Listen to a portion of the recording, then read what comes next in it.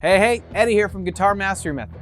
And after watching this free lesson, you're going to be playing tasty guitar solos all across the fretboard in any key in the next 20 minutes, even if you know nothing about music theory. Guaranteed. Right now, we're going to take theory by the throat, stomp that sucker in the dirt, and forget about it for this lesson, because you and I are using the Fretboard Conveyor Belt. Now, just before I tell you how the Fretboard Conveyor Belt is revolutionizing the way guitar players like you and like me play tasty guitar solos all over the fretboard, even if you have no clue about music theory, you might be wondering who the heck I am or why you should listen to me. Well, I'm 𝘬𝘁cie𝗽, and when I'm not performing shows around the world or filling in as a session guitarist in epic recording studios, all that super cool stuff, I create transformational guitar lessons for Guitar Mastery Method members. Guitar players just like you, who know there's gotta be an easier way to become a great guitarist.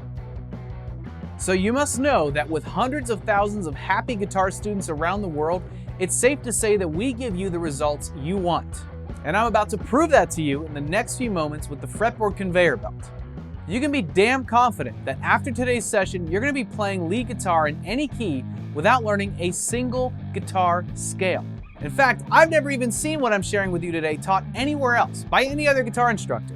So you're going to want to pay very close attention because I am giving you the unfair advantage right now. This is the ultimate light bulb moment for guitarists and the ultimate fast track for you today. So toss theory out the window right now, grab your guitar, make sure it's tuned to standard tuning, download the reference material below, and I'll guide you through every step of the way to the Fretboard Conveyor Belt. Let's do this! All right, now you have reference material for this lesson below this video, so be sure to grab that now and let's get started.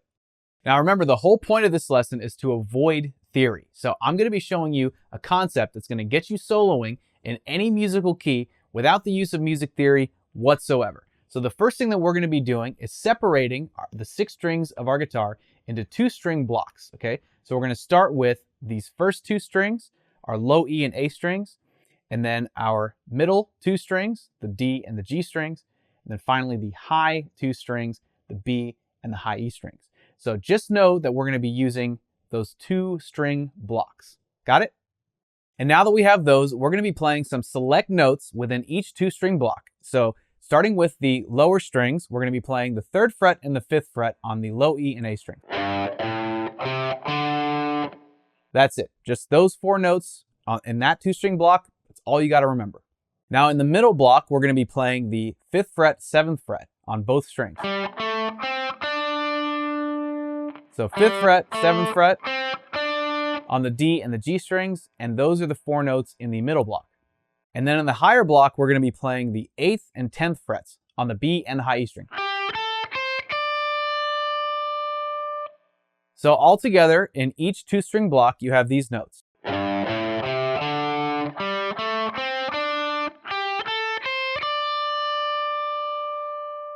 At this point, we got our 2 string blocks and we have our select notes within each block. So now let's learn some guitar licks, all right? So we can get you soloing. First thing we're going to do is focus on just the block on the lower 2 strings, and then I'll show you how we'll be expanding them across the other string blocks. But starting off with lick number 1, goes like this.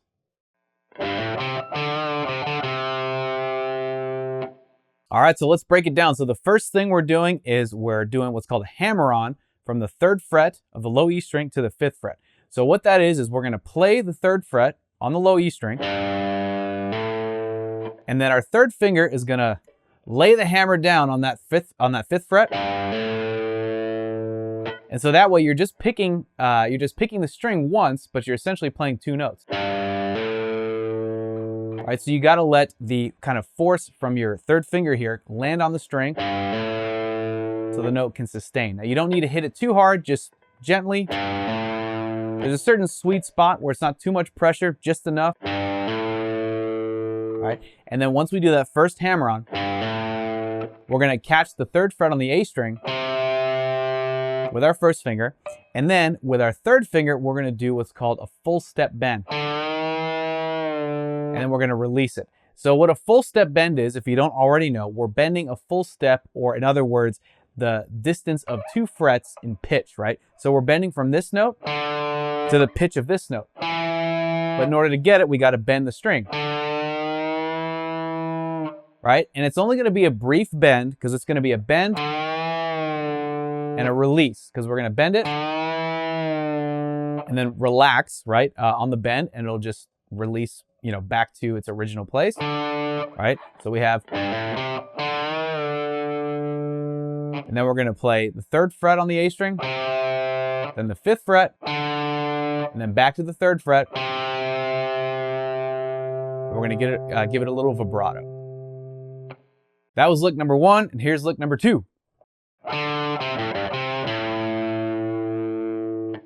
So with this lick, we're actually starting on the 5th fret of the A string. All right, then we're going to play the 3rd fret. Then we're going to play 5th fret, 3rd fret on the low E string. All right, so far we have, all right, and then here, you want to really pay attention. It's very important that you use, you know, your first finger for this part.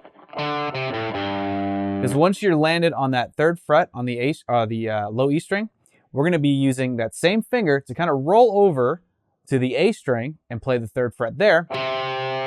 Then it's going to give it what's called a blues bend. Now, a blues bend or a quarter step bend is like, you can think of it like it's almost a bend. It's not quite bending to the pitch of, let's say, the next fret, right? It's like not quite there. It's like just barely registering as a bend. And as soon as it does register as a bend, it's kind of where you stop it. So you're going, right? And then we're ending it on the 5th fret of the low E string, giving that a little vibrato too. And that was lick number 2. Here's lick number 3.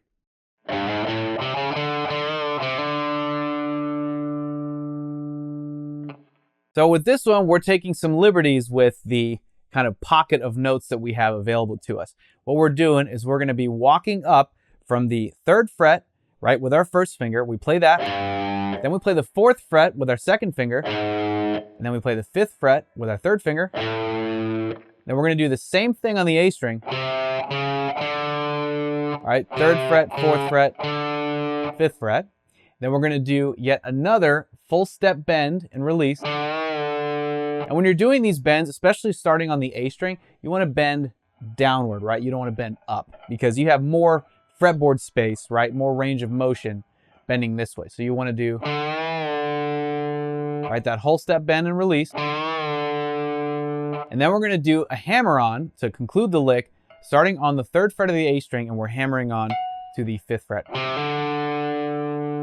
And just hold and sustain the note. And that was lick number 3. Finally, here is lick number 4.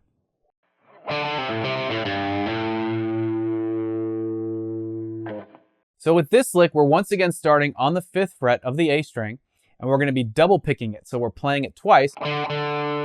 So this is especially important to alternate pick, right? So you're picking down, up, right? So you do that double pick. Then you're going to play the 3rd fret on the A string. So we have, and then we're going to play the 5th fret of the low E string. So we have so far. Then we're going to double pick again, but this time on the 3rd fret of the A string. So we have. So if you kind of think of it like rhythmically, you know, you have like ba-da, ba-da, ba-da, you know what I mean? It just kind of helps narrow down sort of the rhythm of this kind of lick. All right? And then after we do that second double pick there on the 3rd fret, then we're going to play 5th fret of the low E string. And then we're going to play the 3rd fret of the low E string and do another blues bend, right? That quarter step bend, just that slight roll. And then we're going to finally end it on the 5th fret of the low E string. So you can think of that last part as kind of like implying the note. This has a cool effect. It gives it attitude, you know. And that's lick number 4. What I'll do now is take all 4 of these licks in just this 2-string block that we just went over and play them over a backing track just to show you how good they sound.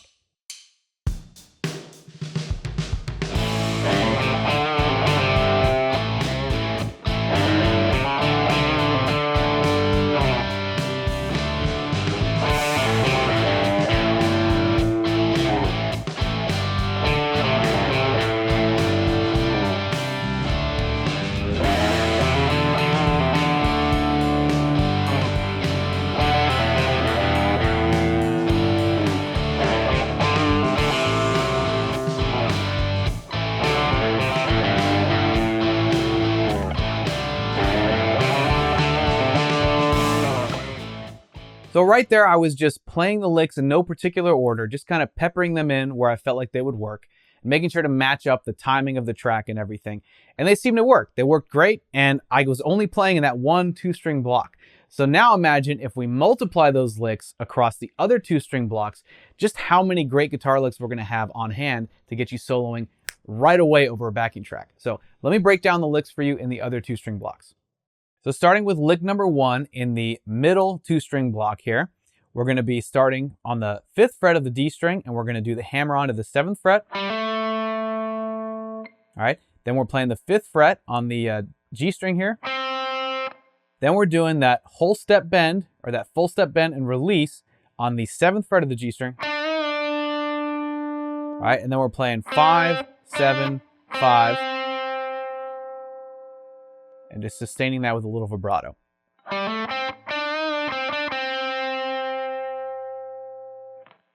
Lick number 2 in the middle block is going to start on the 7th fret of the G string. And then we're going to play the 5th fret with our first finger. Then we're playing 7, 5 on the D string. So we have so far. Right, and then we're going to bring our first finger down, right, to the G string to do that blues bend on the 5th fret. And then we're ending it on the 7th fret of the D string with some vibrato. Lick number 3 in the middle block looks like this.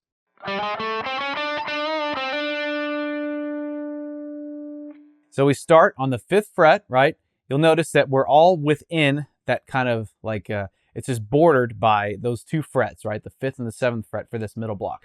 So we're playing 5th fret, 6th fret, right, with our second finger. And then 7th fret with our third finger. Same thing on the G string. All right. Then we're doing that full step bend and release. All right. And then we're going to do a hammer on from the 5th fret to the 7th fret on the G string. Just hold that note out.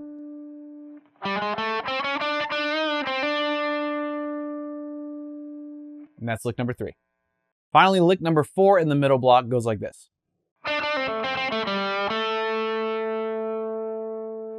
So we start with that double pick on the 7th fret of the G string. Then with our first finger, we're on the 5th fret.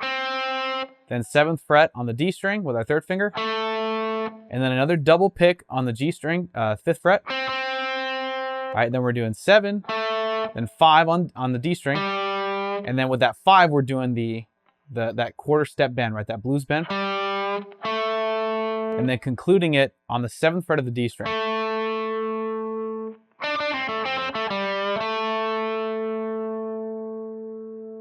And those are all 4 licks in that middle block.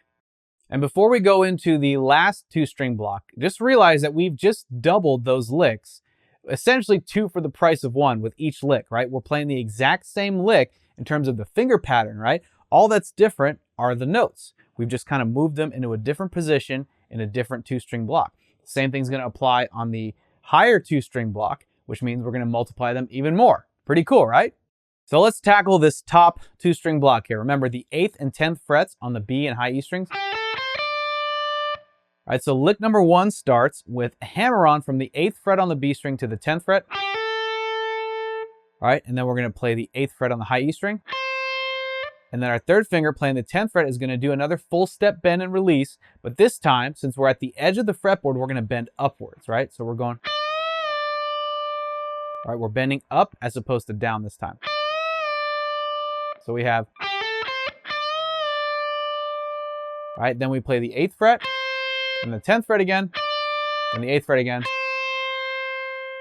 Give that a little vibrato. And when you're vibratoing the note, right, try and kind of, you know, like push the string upward, right? Because you don't want to be coming off the fretboard like that. So you kind of want to err on the side of an upwards sort of manipulation of the string. Lick number 2 on the upper block goes like this. So we're starting on the 10th fret of the low E string. Then we play the 8th fret. Then we play 10, 8 on the B string. All right, so we have, and then from here, remember our first finger is going to roll over to the high E string this time. And we're going to do that blues bend on the 8th fret. But again, since we're in this position on the guitar, we want to bend upwards. All right, so push your finger upwards for the bend, and then conclude it on the 10th fret of the B string with some vibrato. And that's lick number 2. Lick number 3 in the upper block goes like this. So here we're going to be starting on the 8th fret with our first finger. We're going to play 8, 9, 10 on the B string, and 8, 9, 10 on the high E string. So, right, and once we've reached the 10th fret on the high E string, we're going to do another one of those full step bends and releases, right? So we have. Now remember, again, we're bending upwards so that we can complete that range of motion with, enough fretboard, to help us out. All right, and then we're doing a hammer on the 8th fret on the high E string, hammering onto the 10th fret. And just holding that out. And last but certainly not least, we have the 4th lick in the upper block, and it goes like this.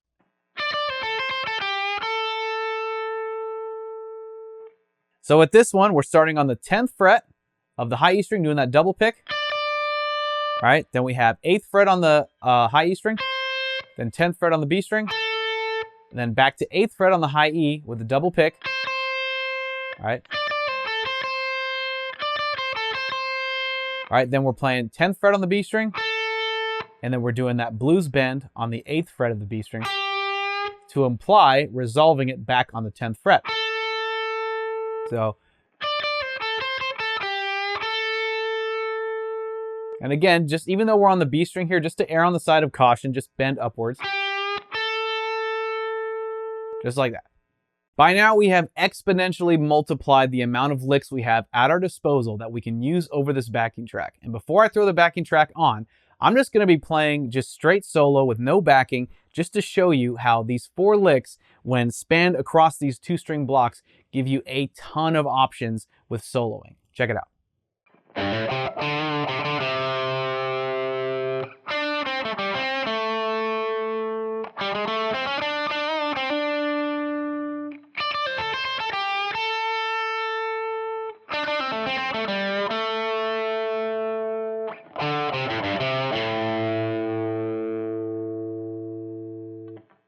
Just in that little example, you can see how by taking these licks and mixing and matching them, and mixing and matching which 2-string block you play them in, you actually got quite a bit of licks to work with. So let's hear it over the backing track. What do you say?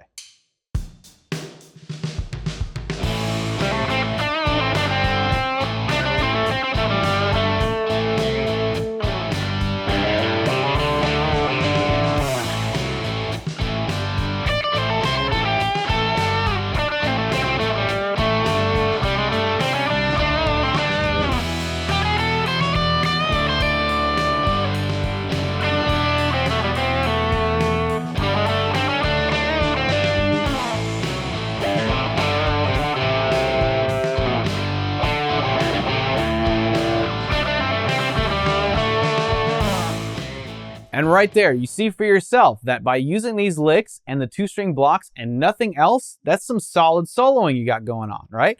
I didn't deviate from the 2-string blocks or any of those 4 licks, and I just mixed them and matched them. That's it. And mind you, we accomplished this without the need of any music theory whatsoever. Now, it's actually a common practice among professional guitar players to really narrow down the amount of notes that they use. So what that does is it helps them bust out of a rut so that they're not playing through, let's say, certain scales, mechanically and not musically. So when you just narrow down to a few choice notes, you focus more on musicality and not so much on scale patterns. Because you can learn a scale pattern, which is what 90% of guitar players would do, and just be stuck there for decades, right? Like that's all you know how to play, and you've never really ventured anywhere outside of that, and it severely limits you as an ultimate guitarist. So you're already one step ahead of those guitarists that know scales but can't really bust out of them. Now at this point, I'm sure you're bound to have some questions about how it all works, and we're going to get into all of that in the next part of this lesson. So let's revisit those 2-string blocks real quick. Remember these? Now, whether you know it or not, these particular two-string blocks are laid out to accommodate the key of A, or A minor, right? It could be A minor or A, especially if it's like a rock or a blues track like what we're playing over. But don't worry too much about whether it's minor or major. Just know that A, being the root or the tonic note, is key here. And you can find the root note, which is A, inside of each two-string block, but we're only going to be focusing on the low string block for the part of this lesson.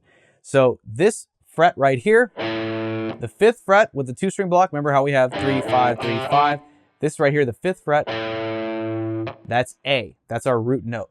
So for the intents and purposes of this lesson, we're only going to be focusing on the root note as it can be found on the low E string, and you'll see why in just a second. So in order to understand how the fretboard conveyor belt works, we first got to know how to name every note in the musical alphabet just on the low E string. Remember I said that's the string we're going to be focusing on, and believe it or not, you can find all 12 notes of the musical alphabet on just that one string. And just so you know, if you don't already, the musical alphabet is A to G, and there are going to be 12 notes because that's including all the sharps and flats in between. And we'll get into what all of that means. First, we're going to start off with the note E, which is the note of the low E string. That's where it gets its name from, right? Because that open note is E. So we're going to be playing through the musical alphabet starting on E. And the first thing I want you to do is get this particular block of notes down. E, F, right, 1st fret, and then G on the 3rd fret. So E, F, G. Play that through a bunch of times and memorize those notes. E, F, G, E, F, G, E, F, G. So now you know where those notes are. The next block of notes, we're going to move on up to the 5th fret here with our 1st finger. And you should already know this because we just covered it. This one is A, right? So we have A, B, C. We have A on the 5th fret, B on the 7th fret, and C on the 8th fret. All right, so far we have E, F, G, A, B, C, right? And then finally, we're going to move on to the 10th fret, which is D. So far we have E, F, G, A, B, C, D. And once you reach the 12th fret, right, on your guitar, that's what's called an octave. So when we hit that note, we're actually playing E yet again, only it's the higher octave of E. So here's regular E, right, which is kind of a lower octave, and then here's higher octave of E. So essentially, that pattern of notes in that order would just start over, starting on the 12th fret. But all we're going to need for right now is just from the open string to the 12th fret. So to recap, we have E, F, G, A, B, C, D, right? And then we have E, which is essentially where we can stop.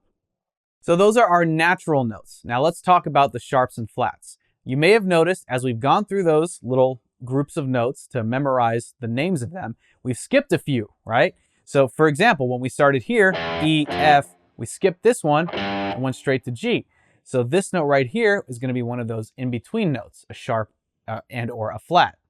So to kind of describe the difference between sharp and flat is sharp essentially means higher, flat means lower. So for example, this note right here is F, right? Now, if we were to play the note right after it, we're moving a higher, right, up in pitch. And since we already have G and there's no letter in between F and G, that would make this F sharp. If we're moving up, right, from F, moving up, F sharp, and then to G. Now, what if we were moving down, right? So let's say we were starting from G and we had to move lower in pitch. That's where the flat comes in. So if we're starting on G and we're moving lower, this becomes G flat. So in summation, F sharp and G flat are the exact same notes. It all just depends on the context of moving higher or lower. It's starting to make sense? Okay, so let's keep it going. So we have E, F, F sharp or G flat, right? G, right? And then we did skip a fret when we made our way to A, B, C. So let's find out what this one is. If we're moving up from G, that would make this G sharp, right? Whereas if we were moving down from A, that'd make this A flat. So G sharp, A flat, same exact note, right? So we're covering every single note so far. E, F, F sharp, G flat, G, G sharp, A flat, A, right? And then now we have A, B, C. We have a skipped fret here. So this must be A A sharp, right? Or B flat, right? And we're going from B straight to C, so there's no in between from B and C, all right? But there is from C to D, so we've skipped this note previously, so now this note from C, C sharp, right? Or down from D, D flat, right? So, and then from here, from D, we have one more fret, right? Which going up would make this D sharp, or going down from E would make this E flat, right? And then finally we have E, our octave, where we can stop. We've covered all 12 notes in the musical alphabet with just that one string. How cool is that? So as a quick recap of the notes, we have E, F, F sharp or G flat, G, G sharp or A flat, A sharp or B flat, B, C, C sharp or D flat, D, D sharp or E flat, and then E. There it is. And now that we know how to name every single note in the musical alphabet with just the low E string, we have our ultimate reference point for using the fretboard conveyor belt. So going back to those 2 string blocks that we know in the key of A, right? Let's say we wanted to move those to a different key, right? Let's say we wanted to move them to, I don't know, the key of C, right? So we know that here, right, in this 2 string block, this note right here is our root note. Right? That's what everything comes down to. So this is the note that we're going to need to change. So if we take this note and move it to C, which if we're already at A, we're pretty close. Remember A, B, C, right? So we're moving up to C right there, right? So now we found our root note, which is C. And if we were to play out every 2 string block in the exact same order of the patterns, right? It would look like this in the key of C.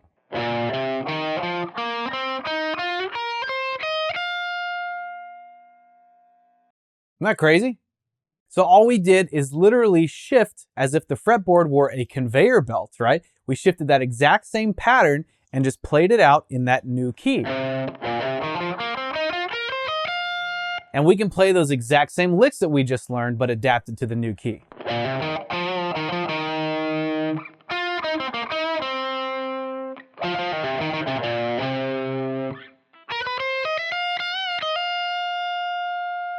There you go.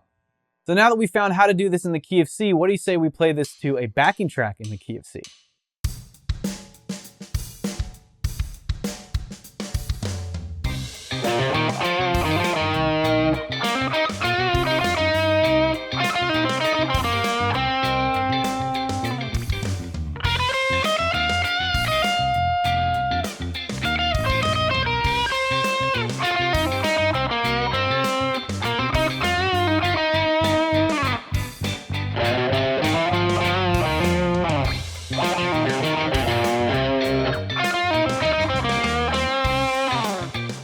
I'd say that worked pretty well. What do you think? I mean, we just took the exact same licks, exact same pattern, right? And we conveyed it up the fretboard to accommodate the key of C, which that backing track was based in, right?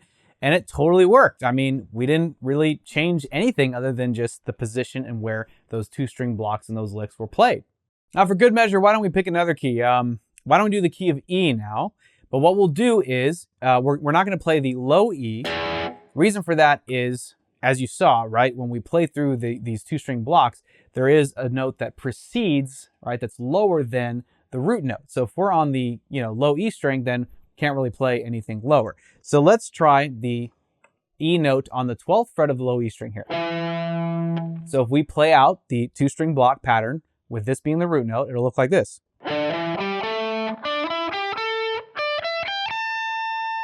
Now we're getting into like upper register solo territory. So what do you say we try those licks in those 2 string blocks to a backing track in the key of E?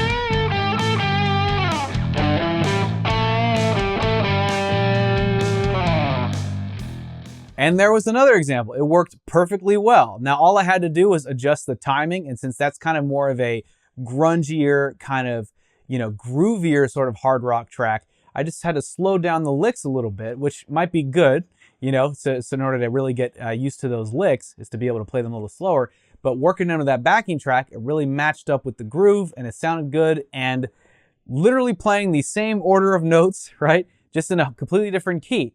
So that right there is the magic of the fretboard conveyor belt. All you have to do is whatever key you're adapting to, you use the low E string, right, as your reference point. You find the note, the root note of that key, and you play out those 2-string blocks, and you play those exact same licks within those blocks, and bam, you got yourself plenty of solo material for any musical key you want.